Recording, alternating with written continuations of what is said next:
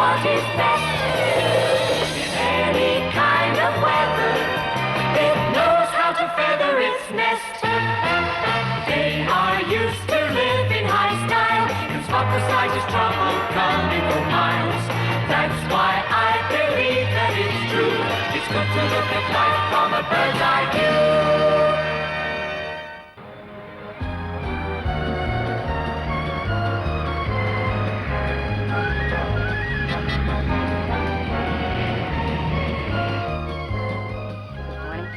Morning. Okay. Go make the announcement.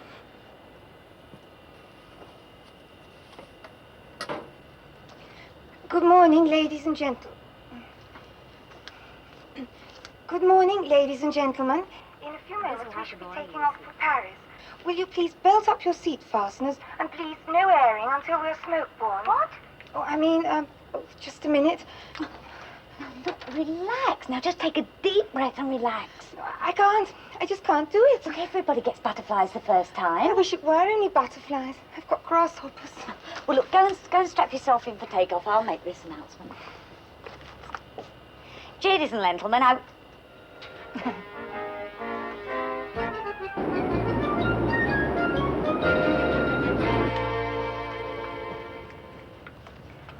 thought you were the worst trainee ever, but this one. Oh, Yvonne's all right. It's her first takeoff. You'll be fine now we're up. Have coffee, sir? Please. Would you care for another? No, thank you. I have a weight problem. We all have our cross to bear. Quite so. But the good Lord does seem to put temptation in one's lap. Excuse me? Indeed, he does. I'm frightfully sorry. Oh, I'm terribly sorry. I'm covered in the Oh, yes, well, please, let me see if I can do something there. Go and see to the crew. I'm terribly sorry, sir. Oh,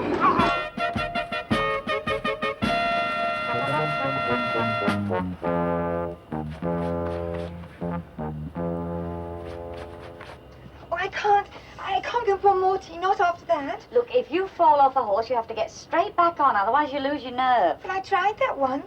The horse bit me. Oh, Yvonne, hand me the phone, will you? Thanks. Ladies and gentlemen, our estimated time of arrival in Paris is now 12:45. Thank you. Oh, come on, don't get so upset. Everything will work out. No, it won't. Not with my stewardess instructor. She's pretty tough? Oh, she wants to fail me. She hates the sight of me. Oh, you're imagining it. All trainees feel like that. I know I did. Did you have an awful instructor, too? Well, there she is. Judge for yourself. Maggie was your instructor. Well, don't act so surprised. Before I met Millie, I was a fairly responsible citizen. You see, when Maggie first transferred to England, Mr. Beecham made her an instructor. Yes. He thought maybe I could teach the girls some of the American stewardess techniques. Obviously, that was before I met Millie. You mean you weren't friends right from the beginning? I thought she was just about the dumbest. She was the meanest. Oh, no. You were much dumber than I was mean. Thank you. Well, go ahead. It's your story. No, actually, it's our story. Now, you see, Maggie and I didn't set off on the right foot. First of all, there was the problem of my father.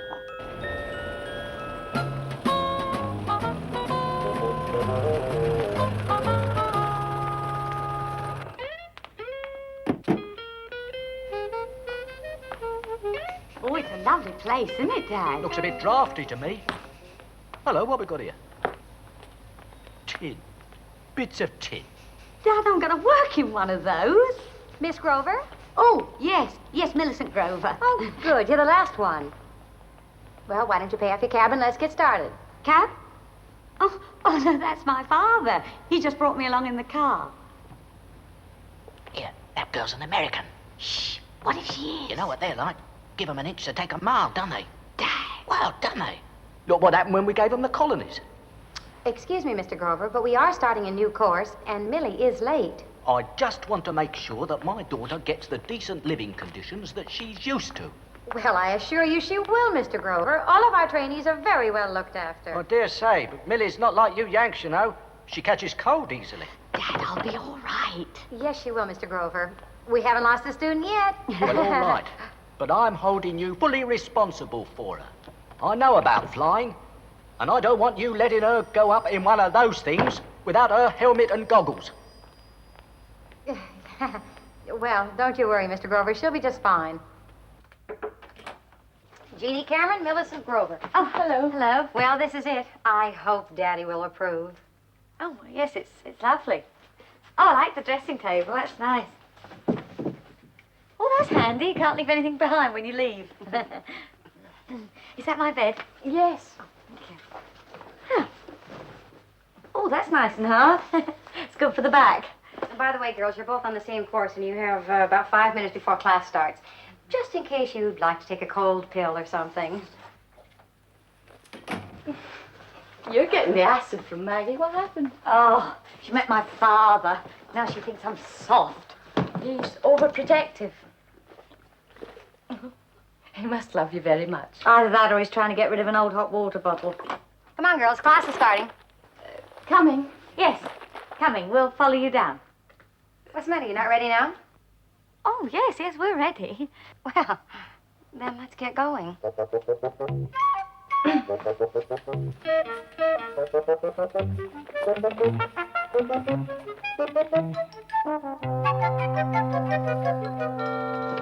Now, the first class will be deportment. Here, girls, let me lead the way.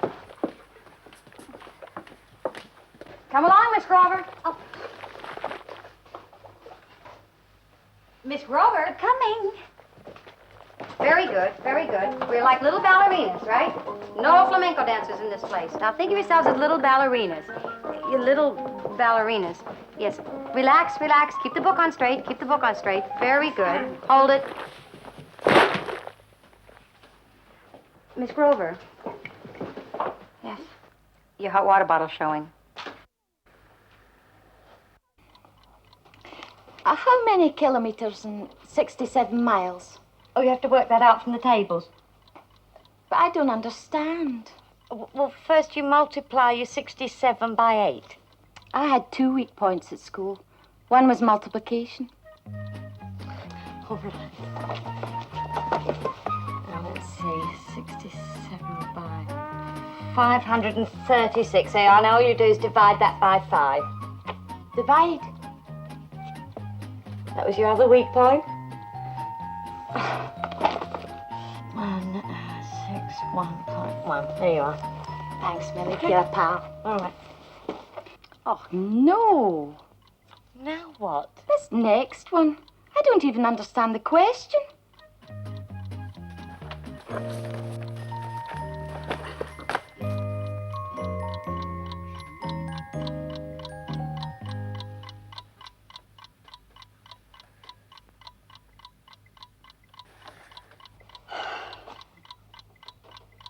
We have a very busy schedule, and sometime today, our supervisor of stewardess personnel, Mr. Beecham, will be dropping in on us. And so I want you all to look alive.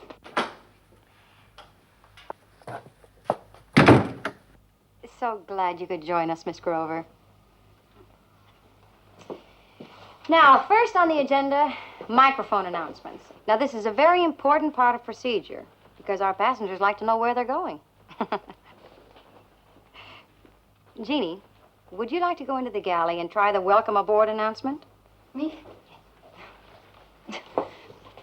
You can read from the card as it's the first time. It's on your left. Oh. Yeah.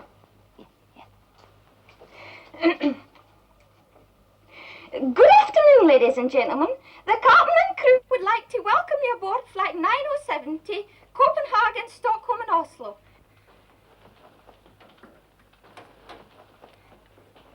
Is that all right? Oh, fine, fine. Take a little bit of work. We make these announcements in 3 languages.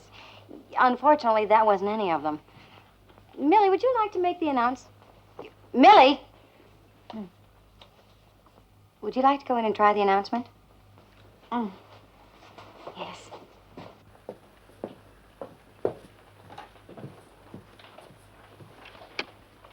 Good morning, Miss Ralston. Oh, Mr. Beecham. Ladies, this is our supervisor of stewardess personnel, Mr. Beecham. I imagine he'd like to say a few words to you. Mr. Beecham?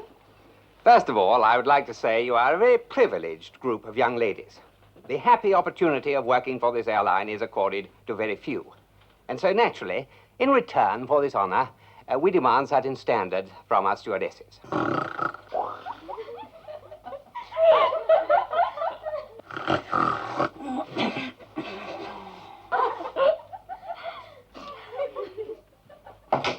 Come in, Miss Grover.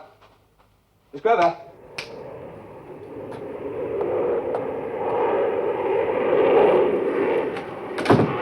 Now, this is not a pleasant duty I have to perform. You may sit. Thank you, Mr. Beecham. Oh, no, I think I'd better stand, sir. As you wish.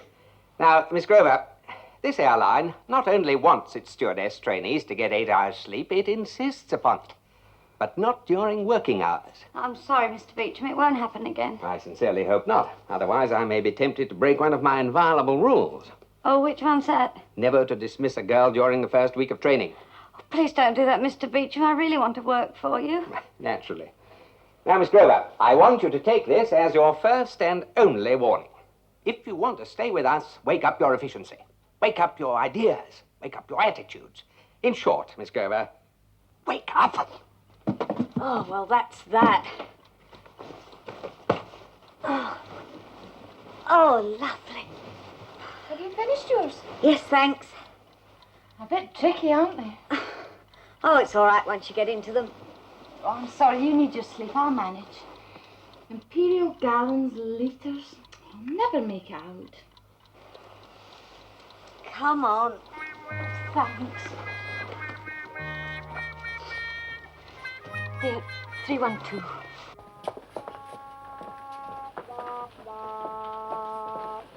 All right, ladies, we have a very busy day ahead of us. We have first-class catering.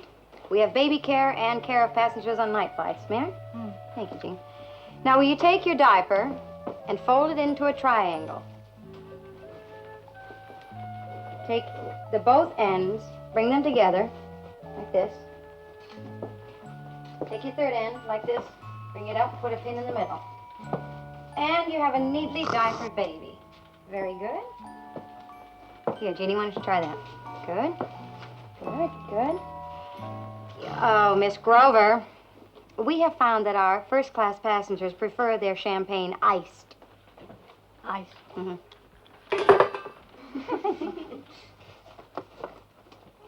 All right, ladies, Mr. Beecham has kindly consented to be our first-class passenger for today. So, Barbara, will you settle him down for the night?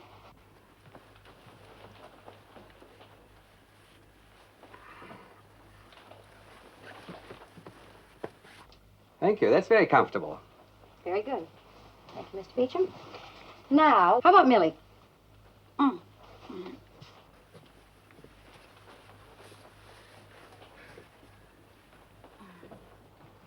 Pillow. Oh, pillow. Pillow. Oh, oh.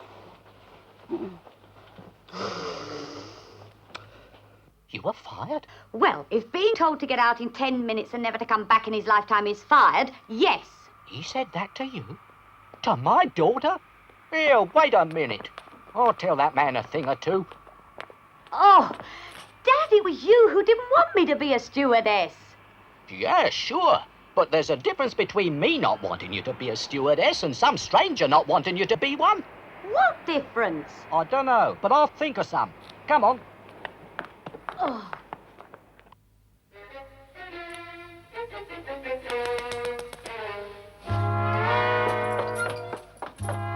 Oh, Private. Is this it? Yes. You wait here. So our family's not good enough for your Timpod airline, eh? Don't you usually knock? Potty Beecham. Potty Beecham? Flying Officer Potty Beecham. Chippy Grover. Ah, I'm glad it's you. You owe me a favour. I owe you a favour. Come off it. Who was it saved your life? Saved my life, you've practically killed me. When you landed with your aeroplane on fire, who was it came running with the water bucket? Me.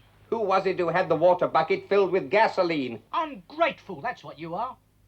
No wonder my daughter suffered at your hands. Your daughter? Yes, my daughter. My daughter, Millie. Now it all becomes clear to me. I have a 38-page report on your daughter, Grover, and it can be summed up in one line. She is every bit as inept and incompetent as her father. Ungrateful, that's what you are. Please don't let's go over all that again. How dare you say the daughter of the man that saved your life's not good enough for you, eh? I didn't, you did. Why, you don't know a good girl when you see one. My Millie's dead right for this job. Why, anyone with any sense would give her another chance. I intend to. You do? Then you recognise you owe me something. I recognize I owe your daughter something. Up until now, I had no idea of the handicap under which she had labored during her formative years. But I mean what I say, Grover. Just one more chance. One. Oh, I want to sleep so much, I can't sleep.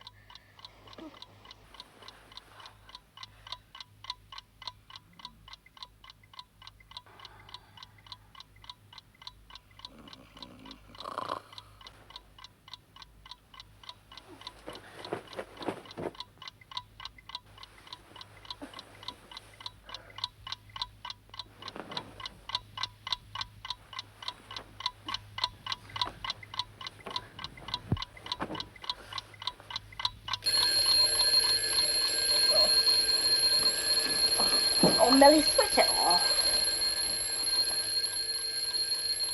Millie! Millie, what are you doing? Wake up! Oh, I just went to sleep. But it's 7 o'clock. Oh, no. Oh, here, you can't spend another day like that. You better take one of these. Oh, what are they? Vitamin pills. They're supposed to give you energy. Take 2. Take 2.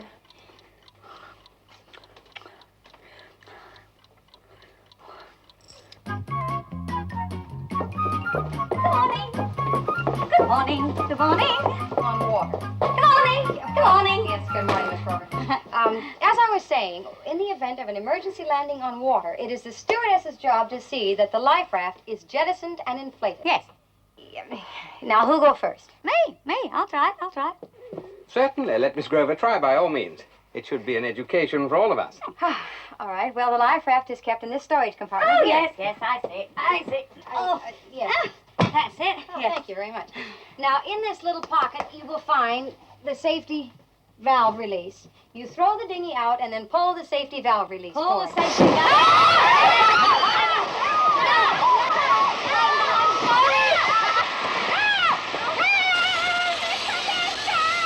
All right, ladies. Today we're going to see what happens after landing on water.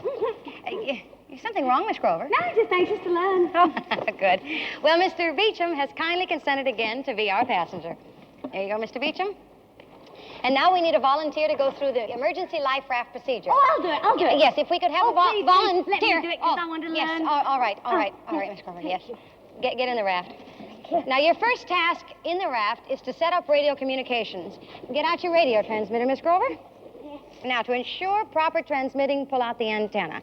Then tune for the best... I'm sorry.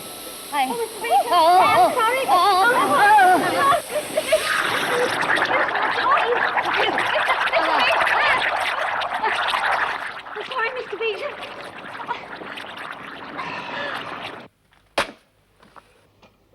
I will not dwell any further on the report, Miss Grover. Your insurance card and tax form will be forwarded to your home address, together with a bill for damage to airline equipment. You may go. Go. Please go, Miss Grover. Yes, sir.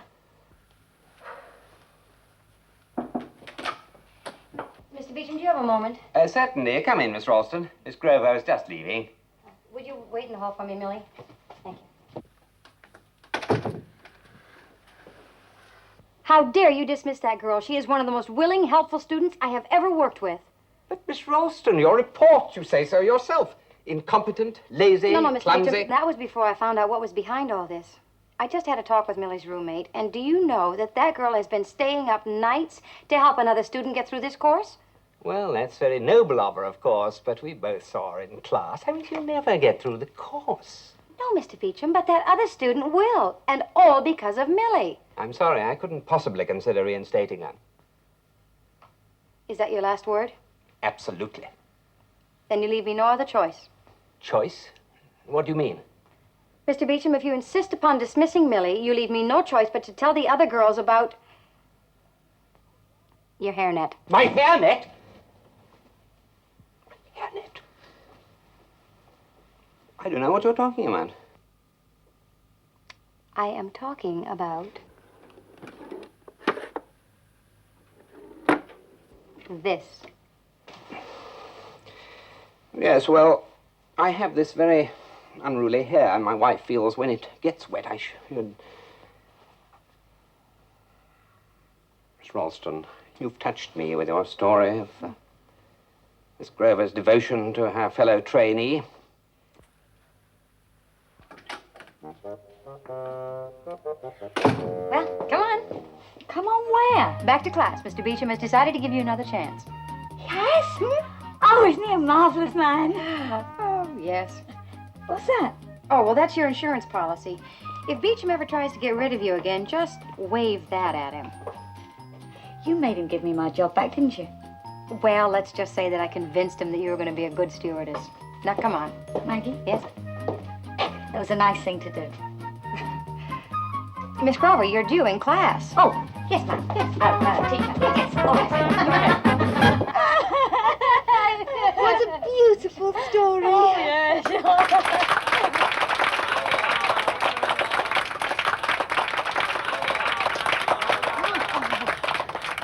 Ladies and gentlemen, what you have just heard was a complete and total lie. Thank you.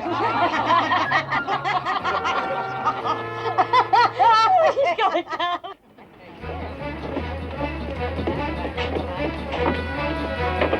Thanks for telling me that story. I need to try harder now I know my instructor doesn't hate me. Oh, you'll be all right. Good luck. Thanks. Bye-bye. Bye. Oh, poor kid. I hope she keeps her job. Uh-oh.